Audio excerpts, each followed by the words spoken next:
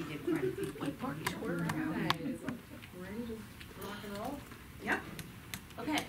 So I talked to some of you earlier on. I wasn't the one originally supposed to do this presentation, so please bear with me. You all know Gayla. Most of you. Most of you. Our bereavement coordinator. She's wonderful. Mm-hmm. Is she here once a month? She is here once a month, the third Friday of every month for a grief support group. Mm-hmm. Yep. She's lovely, and she's very good at what she does. She put this presentation together for us. I just kind of briefly went through it. So basically, we tied in mental health with bereavement. So there's a little bit of both of those in this presentation, because bereavement is hard.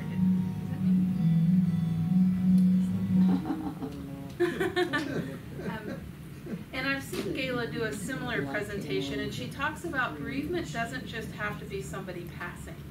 And it really hit home with me. You can mourn things throughout your whole life.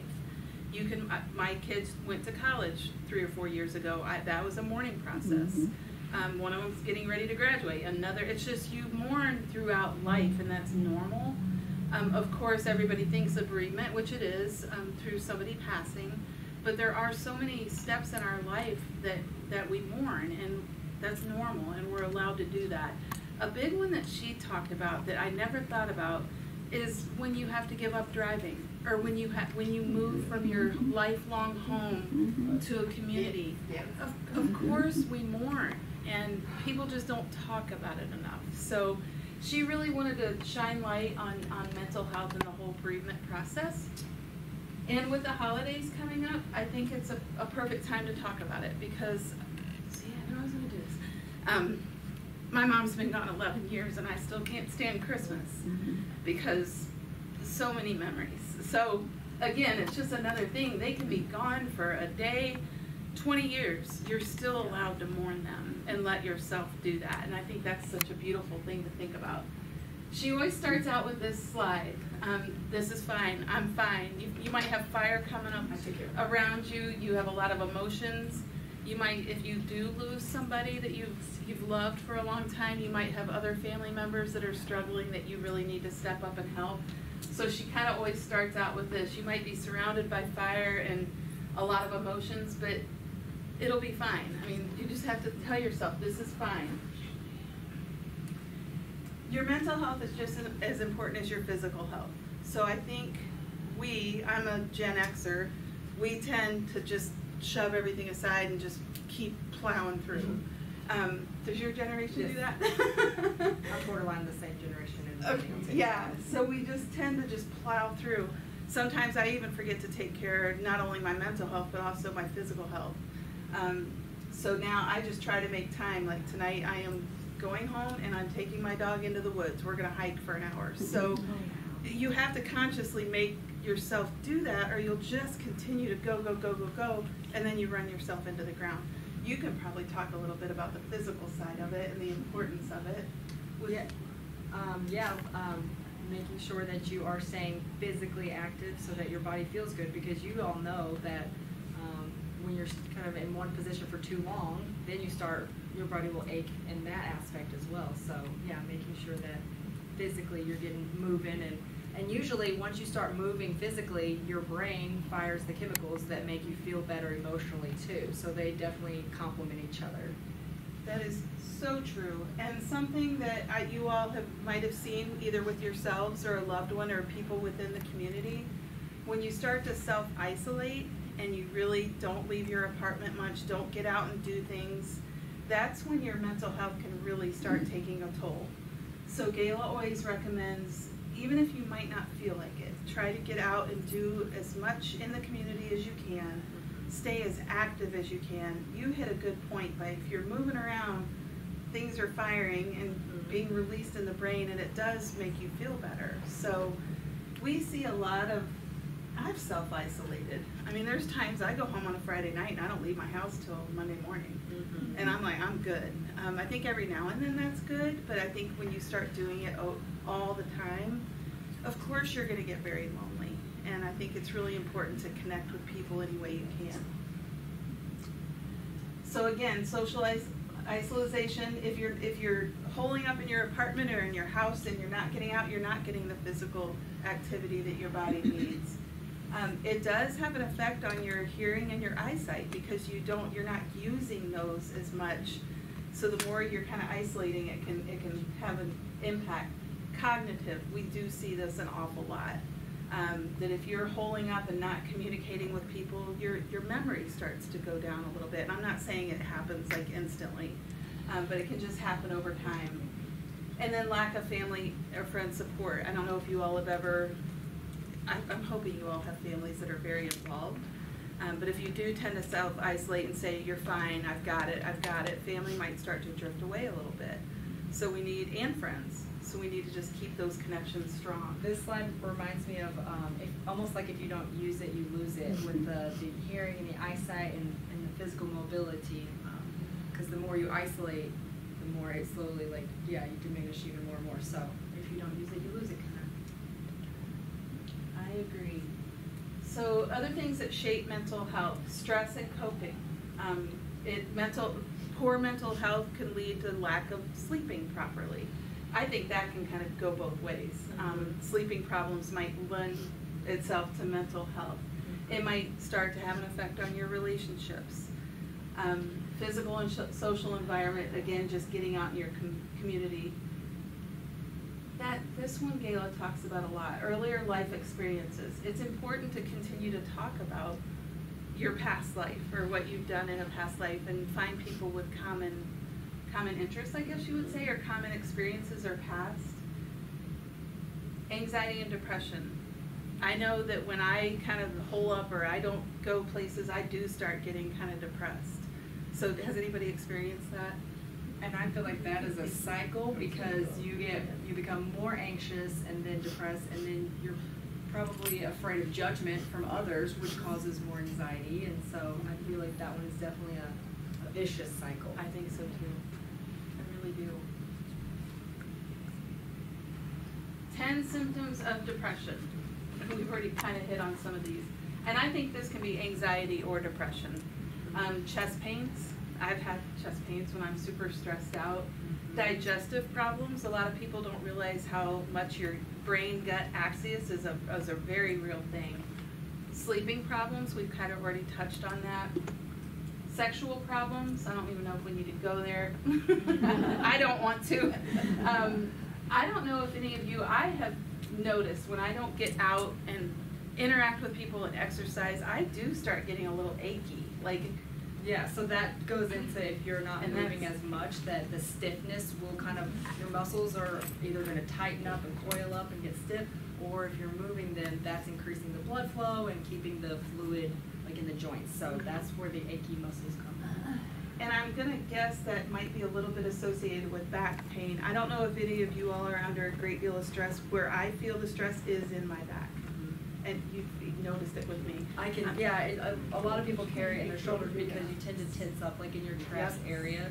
And so I'm sure the slides will go into more things that you can do to relax that. But yeah, we tend to tense up and carry, you know, your brain is here. And so if you think about it, this muscle is pretty close. And so all of your thoughts or worries or things that you're, you know, maybe anxious over kind of just stay knotted up. Anxiety, I didn't know the slide was in here. We kind of already tied in the anxiety part. But again, it's kind of the same thing. Your stomach can get agitated, your bowels can change. I don't mean to be so blatant, but it's just the truth. Right. Another thing, depression and anxiety, that Gayla touches on is high blood sugar. It can cause your blood sugar to spike. Your blood sugar, your blood pressure. Your blood pressure can go up. Yeah. This to me is your central nervous system, and so that if you have a very active central nervous system, which, you know, we had a speaker that talked about your nerves and how that kind of coincides, so that's why physical and mental health, I mean, they go hand in hand. So taking care of yourself mentally is just as important as getting that physical exercise that you always hear me talking about. So they probably do hear that from you a lot. They do. A lot of posture talk, but. Now this is going to be contradicting myself somewhat. Okay. But how can we restore our mental health? We've kind of talked about not being alone, you know, trying not to self-isolate, but I think it can also, if you're out a lot and you're overstimulated and you have a lot of pressure, some time alone might be what you need. Like I said, I'm going to be in nature for an hour tonight, and that's going to be my time alone. For the younger generations, much younger than me, I think turning off devices, because I truly think this younger generation, I am so glad I didn't grow up with all this social media. Right. But I do think that TV, I mean, TV still counts, so like your shows and stuff like that. Yep, so maybe try to decrease your time on your devices. Spend time outside. We've kind of already talked about that. I don't really know what she means about being non-productive. Maybe some people that are just go, go, go, go, go need to just chill. Zen, like take a moment to feel the zen and relax. Need to chill. I find one way to do that, I love doing crossword puzzles. I have one going at all times in my house. If I want to completely zone out, that's where I am. And I love it, because I don't think about anything. Do you like them too? I can do a puzzle exchange. I love it. So I know that's a little old school, but that's one of my favorite ways, because that and mowing the grass are the only two times I don't think. Love that. I love because mowing the grass, you get your physical exercise, you can meditate, you know, mentally you don't really have a lot going on. Check out. That white noise. Depends on your yard size. Yeah. Being taken care of, and I don't mean to be sexist, but I think this might be a little bit more related to us females. We are nurturers. We have raised families. So I think it's important to allow somebody else to take care of us when we need it. And it's hard. It's hard for me. Because I think I'm not a controlling mom, but you're used to getting everything done and raising the children and taking care of the home. And then if you run into something that you're dealing with that's affecting your mental health, sometimes we don't ask for help or don't talk about it. So I think that's what she's probably referring to there. Listening to music or reading devotions. I think a daily devotion is a lovely thing to do. I really do. I would agree with that. Hobbies or interests, that kind of ties into getting involved in the community. There is so much going on here, which I'm sure you guys are well aware. Just getting as involved as you can in the community, I think is good. I'm going to play a little devil's advocate on the being taken care of and say that even the men too, you know, I know maybe you think your wives are taking care of you, but men for like, you know, your own mental health, what you do to challenge yourself and physically too. I think that a man, speaking from my husband's point of view, like he's, you know, making sure that he's going to work and taking care of this and the bills and all that too, that, making sure that you're challenging yourself in the right educational way, you know, mentally and then physically with exercise and stuff.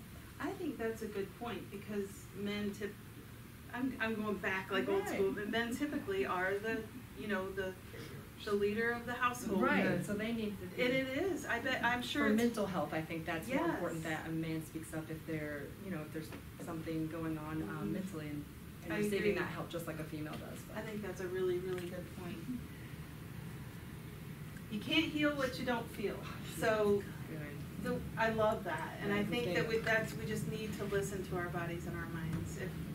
I think I told you this 3 weeks ago. I've been running way too hard, working, and I literally sat myself down and had to come to Jesus with myself. I'm like, I am only one person. I can't be 5 places at once. I need to figure out how to slow down, still do the job that I love, but not kill myself. So I think come to Jesus are always kind of nice to have with yourself.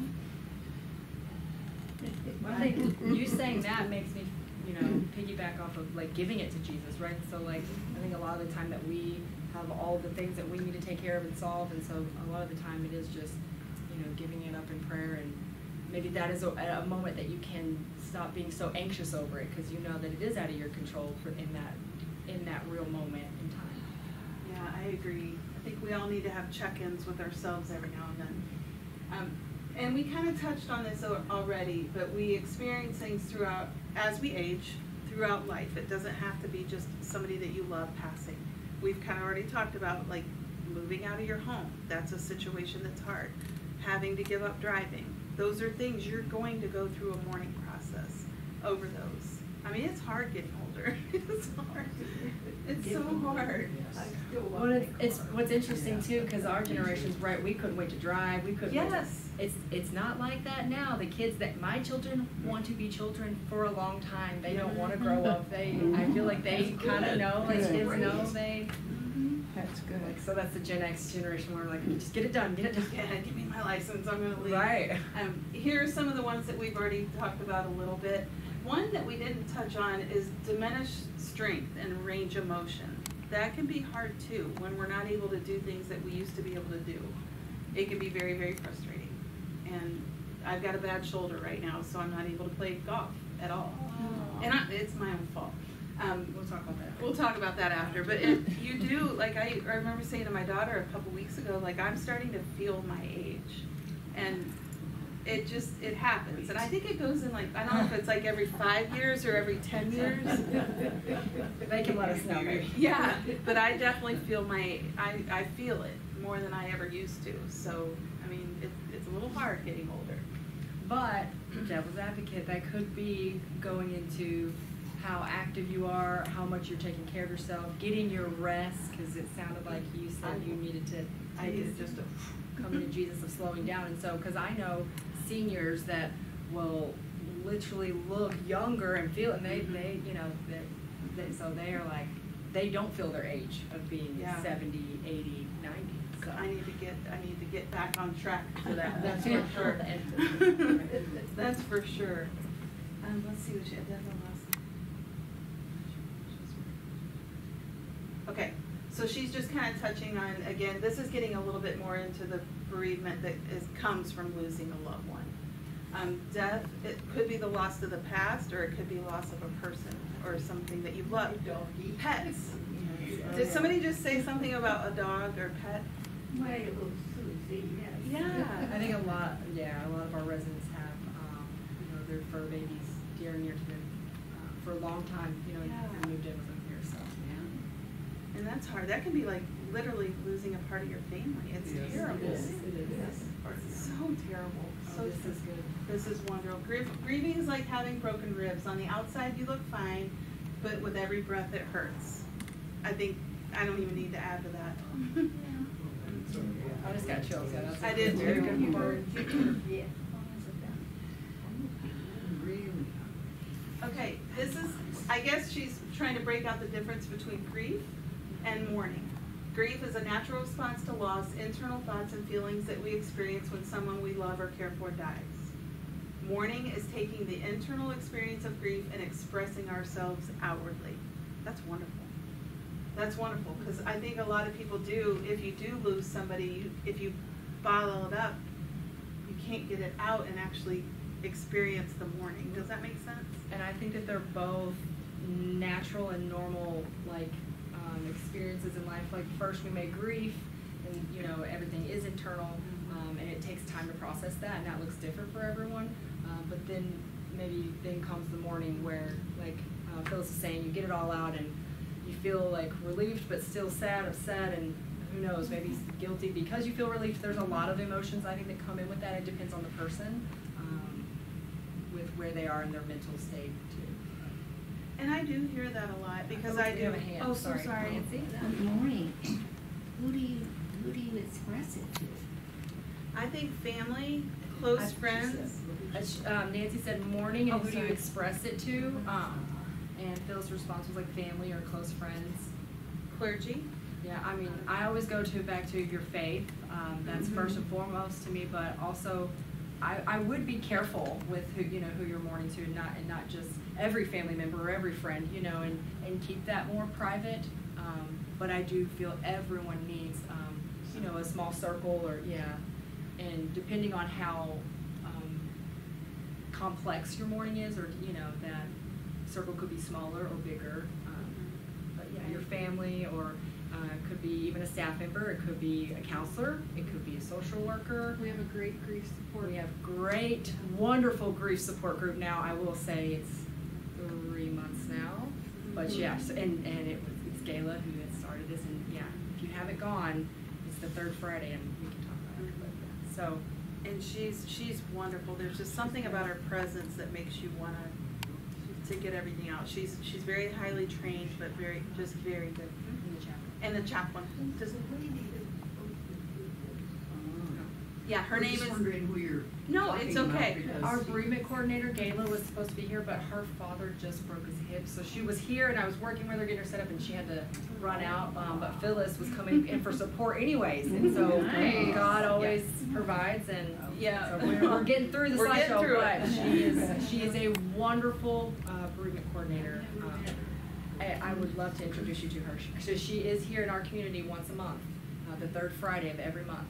And here. Yeah, she comes. She does. Available She or does the grief support, so she would be available after that meeting if anybody would like to meet her. But yeah. Yes. Okay. Yeah, we'll follow up after the And where presentation. Gayla came from, she's our bereavement coordinator for our hospice program. So she works out of our home office, but she also comes into the communities to provide support and do these support groups and education. So she's really, really good. I'm not going to talk about hospice, but through our hospice program, that makes it a little unique is Gayla will step in with families before the person has even passed away, if they want her to, because she really believes that you're mourning the sickness, you're mourning the person getting worse. So if somebody's on our hospice, we will always ask, does the family, any one family member, 2, 3, 4, doesn't matter, does anybody need support before the passing? And then she'll follow up with the family for a whole year at least after. So it's kind of special. Our culture and society encourage us to prematurely move away from grief. I experienced that personally with my own family when my mother passed away. It was about a month after, and I still cried all the time, and my husband said, when are you ever going to stop crying? Mm-hmm. Or when are you going to stop crying? You need to get over this. And it was a month. And you guys just saw me tear up, and now it's been 11 years. So our society kind of thinks you should mourn it and move on. Done with it now. And I just don't agree with that. I think, you know, no matter how many years passed, if you still get emotional, I think letting it out is such a beautiful thing, because it shows how much you love that person, and it allows your brain to kind of go where it needs to.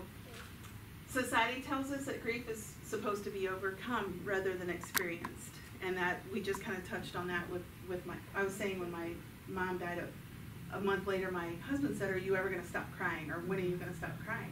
And I said, I don't think that's fair. Right. And that kind of leads into our cultures. Gayla could have gotten into this much more, but she talks about cultures around the world that have such a better perspective of mourning than Americans do. So maybe we can have her touch on that at one of our meetings. I've heard her speak on that in a group setting of how other cultures, you know, here in America we have our visitation and our funeral, and but other, right, and other cultures it's maybe 3 days long or a week long, and grieving, just looks different in other around the world, you know. So I agree. Grief has no timeline or stages, so I think we all grieve in our own time, in our own manner, and I think as long as you want to grieve is perfectly lovely. I truly do. And your grief is your own experience. If you and your husband were to lose a child, you're probably going to grieve differently. So it's your own experience, and you need to kind of embrace it, and I hope that makes sense. Influences on grief. Sudden passing, I think probably, but I don't know. I mean, I don't know if sudden or a terminal illness. I don't know which one is worse. everything is different, right? Yeah, I just think they're very different. Life experiences, age or maturity. Again, I don't know. I mean, I could be my age and still have a very drastic emotion of losing somebody. I do think maybe as you mature more, we go through more. So we've experienced loss and mourning over the time. So maybe we do come across as we're better at it. Some people might just completely keep it in, and you might think they're fine. But I think it's always a beautiful idea to touch in with somebody. If you know somebody's experienced a loss, even if they seem fine or seem like they don't need anything, check in with them, I think. Typical grief response. This is so accurate. Shock. Of course, even if it's a terminal illness, I think there's a little bit of shock associated when the person passes. Disbelief. You can't, it's almost like it's not real. Then you might get anger. sadness comes in. The guilt, you touched on a little bit earlier. I don't know if anybody's ever experienced it, but my best friend's mom passed from Alzheimer's. And she called me one day crying because she felt a sense of relief. And then she felt really guilty for feeling relief. She's like, because it was a terrible, terrible, terrible death. And then but then you feel guilty for feeling that sense of relief. Has anybody gone through that? Yeah. Yeah. So it's kind of, you're going to go through a lot of emotions. Fear, I'm now the matriarch of my family, and it adds a little fear. You're used to having your parents in your life, and they were always the older one and the wiser one. And now as we get older and we're the matriarch, I think some fear can come in. I experience fear because I don't even know what I'm doing. I don't know how to help those below me. Physical effects or depression. So again, this ties into what we talked about at the beginning. I think getting outside, getting exercise any way you can, whether it be swimming's a wonderful thing, can kind of help release some of the things you're feeling through grief. A big one for me that I kind of want to make a point about is like when you're, and someone asked me this before, like when you're actually feeling in the moment, like what do you do, like when you are upset, or you know, if you like talking to someone, reaching out, being social, but also to me it's like changing your setting. So like she mentioned going outside, so sometimes like blasting the air like in your face, or a fan, or like washing your hands in cold water, and that like cold water over my face like will just like, you know, not take away the pain, but at least calms my central nervous system. So I feel like if you can do something to kind of change up your central nervous system a bit, then kind of distracts you from that initial chest pain or whatever when we were talking about some of the physical effects or signs of like sadness and depression. So I like to just change up whatever I'm doing in the moment. Yeah. That's good. The sense of loss doesn't completely disappear over time, I don't think. Do you guys agree? Of course it softens. If it didn't soften, we wouldn't be able to keep functioning as human beings. So I think you get to a point where you can get back in your routine and do what you're supposed to do. So it does soften. And this is one of my favorite slides. I love this one. People tend to believe that grief shrinks over time, but what really is happening is we're growing around the grief. And I think that's so true. We're all going to experience loss. We all already have experienced loss. This is this is so powerful because it tells you that your grief is never not important. Like what you're grieving over remains important, and that never changes. You just grow and become, you know, able to accept it or work through it. But yeah, I love that because people think that, you know, when someone, if they worked through grieving, maybe like, oh well, they weren't sad enough, or maybe they weren't, you know, but that's maybe them just growing at a different rate. I think we should have this framed and put all over the place. I love it. Very good. Grief triggers. I'm sure we've all experienced this. Very good slide. The holidays, we talked about that already. Holidays can be bittersweet for a lot of people. Birthday or anniversary. Yeah, those will get you. The scent of perfume. My mom wore Chanel No. 5. Anytime I smell it, I'm gone. That's it. I'm out. Sight or sound, or just simply a memory. Something might pop into your mind.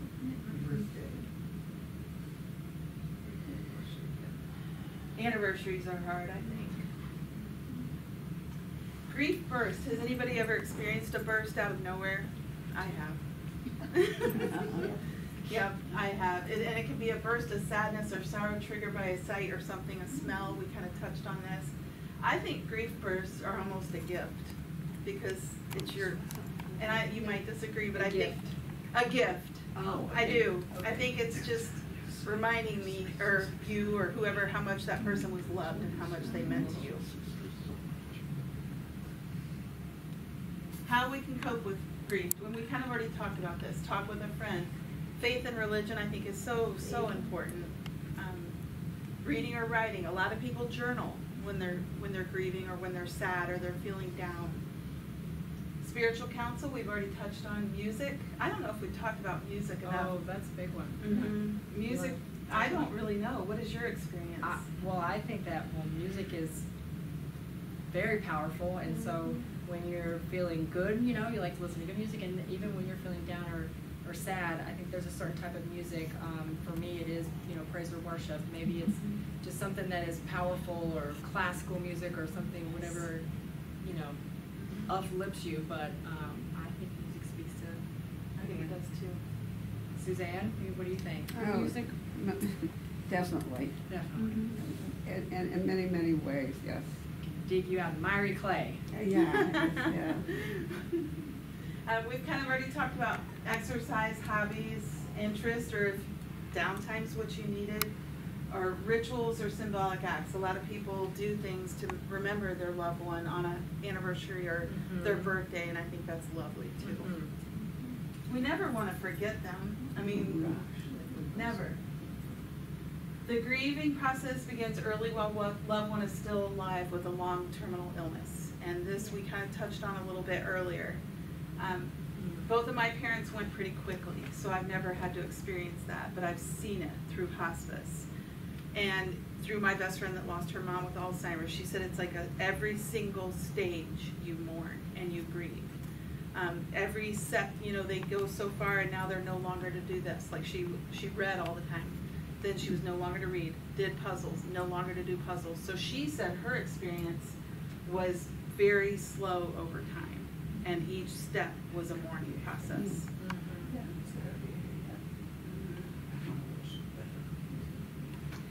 I don't either. But she said she doesn't know which is better. Somebody passing quickly or Drawn out. I know. You don't get to choose. Was it? You don't get to choose. That's a very good point. You don't get to choose. I had experienced both, and on one hand, it was easier to lose my father like that, but then again, my mom was 10 years diagnosed with Alzheimer's and Parkinson's, so, you know, as you say, you keep grieving all for 10 years. You're grieving because you see each stage. Yeah, it's terrible. I don't think anybody can say that one is better than the other. I really don't.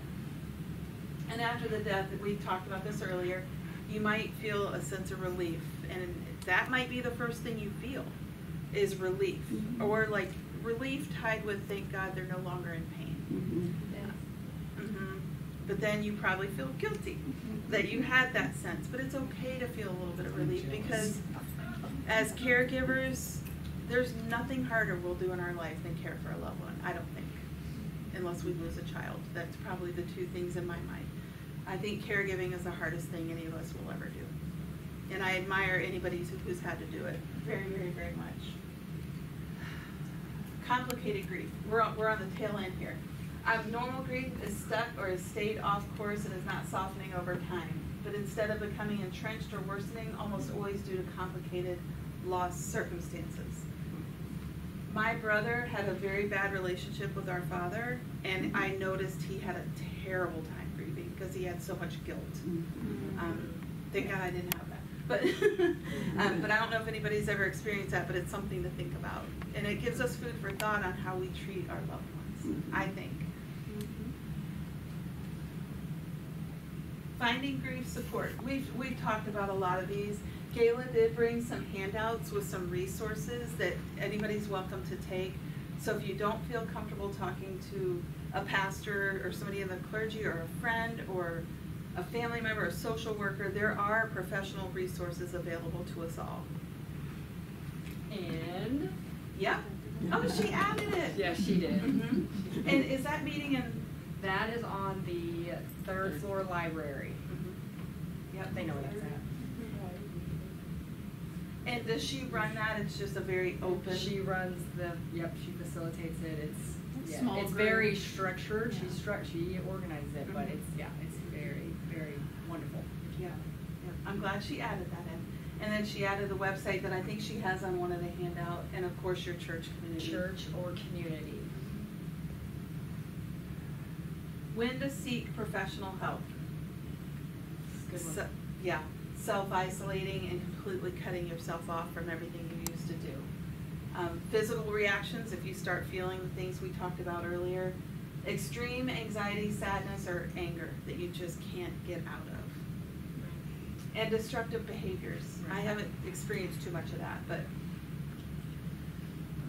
I was just gonna say with the first one, I think it might be time sensitive. Like if something just happened and you're isolating for like a few days or a week or something, I think that's appropriate. oh, But I do too. yeah, so How can I help someone that is grieving? Because we need to help give back as well. Be a good listener. Be open to their response, because everybody grieves differently. So if they're angry and you think, why are they so angry? Just be there for them and let them kind of talk through it.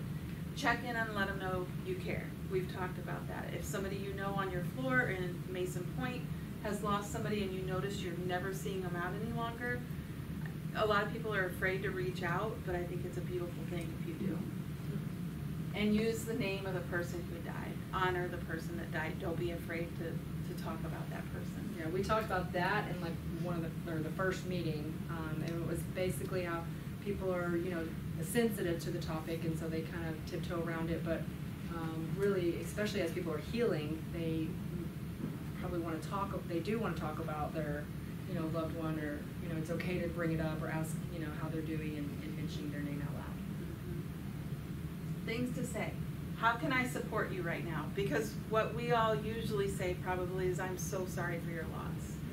And that's a beautiful thing to say, but then you leave it at that. So Gayla always kind of talks about little buzzwords. Is there anything I could do to make your life easier right now? Instead of just saying, can I do anything? Kind of expand it a little bit. And then just let them know you're there to listen. Just if they need to vent, if they need to be angry, if they just need to talk. I love this. And I tell my daughters this all the time because they're both in school. You'll never speak to anyone more than you speak to yourself. We're all always talking to ourselves. If you start saying, I can't do this, I'm not going to pass, your mind is going to start believing that. And I think that's the same with grief. Be kind to yourself.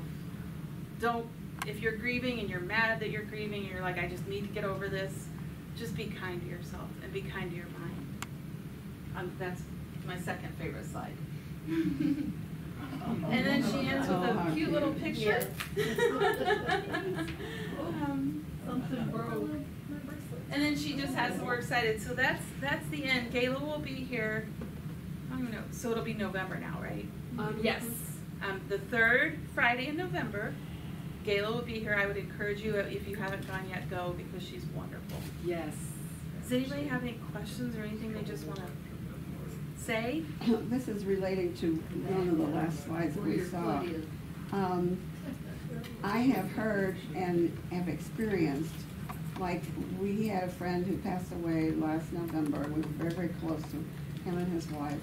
And I will remember and send her a note saying, we're thinking about you today because that's the day he died.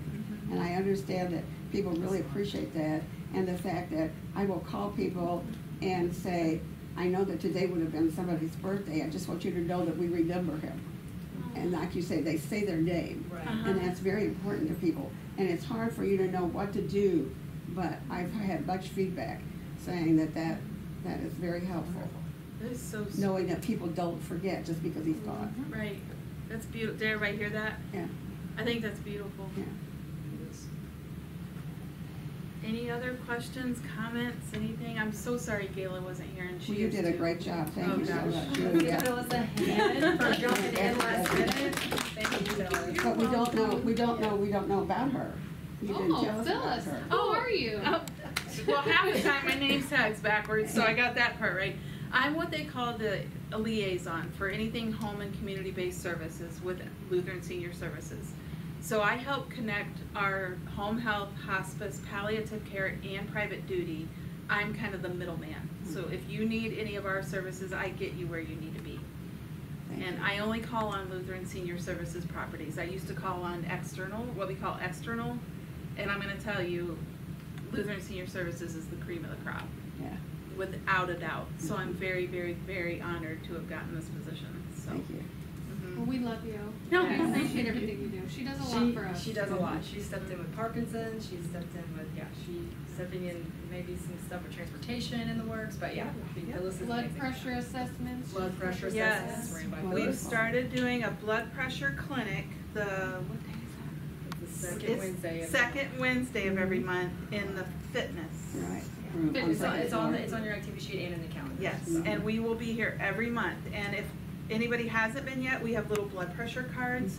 Your first time, and even if you lose it, we'll give you another one. But we give you the card, and then if you bring it back every month, we keep track, and that's really good to take to your doctor. We do blood pressure, oxygen, and pulse. So that's once a month. Well, thank you all so much. What's your last name? Hall, Hall. Thank you, everybody. Thank you. That was wonderful. I hope you have a good rest of the day. Very well done.